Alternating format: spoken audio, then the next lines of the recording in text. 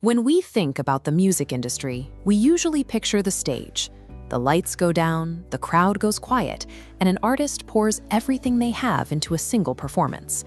Behind that public performance operates a massive, invisible infrastructure of licensing contracts, metadata spreadsheets, and royalty splits. Many independent creators operate under a dangerous assumption. They release a track, watch the stream count go up, and wait for a single check to clear. Viewing a catalog as a simple, linear stream leaves millions of dollars unclaimed, leaving independent labels and rights holders exposed in a volatile market. Right now, major labels are quietly acquiring the back-end piping of the independent music sector.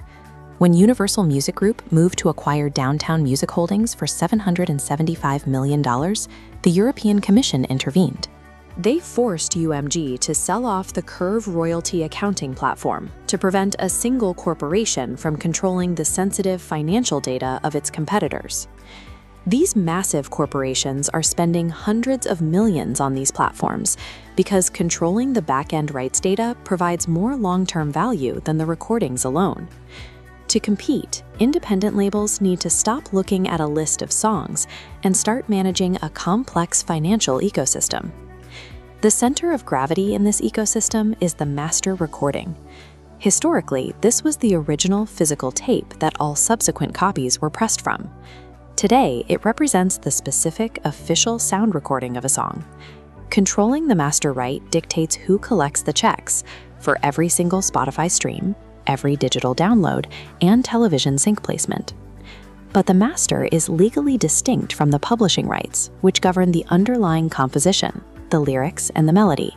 One creative work generates two entirely separate streams of cash. If you cannot clearly prove and track exactly who owns the master rights, you lose control over the largest financial levers in your entire operation. This diagram shows a song expanding into distinct income orbits. First, catalog registration ensures databases know what you own. Next, mechanical licensing collects royalties for reproductions. Finally, royalty accounting processes data, routing payments to the correct rights holders. Without exact metadata and aggressive back-end management, these overlapping revenues go uncollected and simply disappear. A healthy independent catalog is an actively monitored financial network.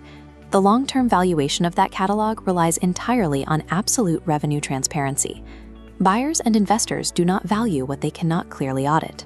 Incomplete accounting records or ambiguous master ownership leaves the catalog financially exposed and severely undervalued during negotiations. To survive as an independent label or creator today, you have to bridge the gap between making the art and mastering the math.